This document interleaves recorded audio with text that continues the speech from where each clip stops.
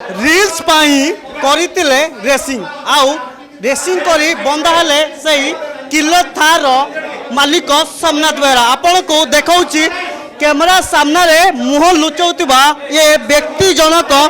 ମୋ ଡାହାଣ ପଟେ କହିବି ଦେଖେଇବେ ଇଏ ସୋମନାଥ ବେହେରା ସେଇ ଥାର କାର ମାଲିକ। ଆଉ ଯେତେବେଳେ ରିଲ୍ସ ପାଇଁ ଏମାନେ ରେସିଂ କରିଥିଲେ ଆଉ ଚାଲିଗଲା ଦୁଇଟି दुर्लभ जीवन कहीं राखी पूर्णमी संध्या समय जितेबाला पटिया अंचल एक परिवार परिवार 3 जन माँ पुओ झील रास्ता पार उठले पात्रपड़ा अंचल जो मुह लुचाउछन्ति सोमनाथ बेहेरा थार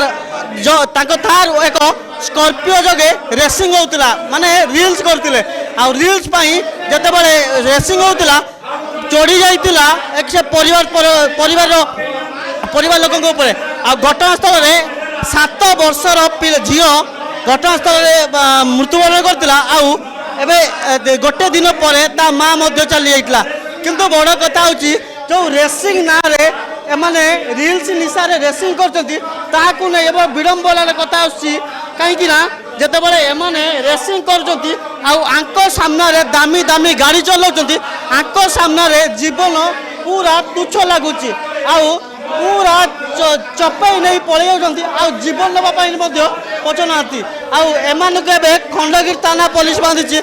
दीर्घ 45 दिन पर एमानकु बांधी बांधिया पर एबे कोर्ट चालान करछि कौन एम प्रति कड़ा कार्यानुष्ठान नब ता देखा बाकी रहा। Bhubaneswar video journalist Debashish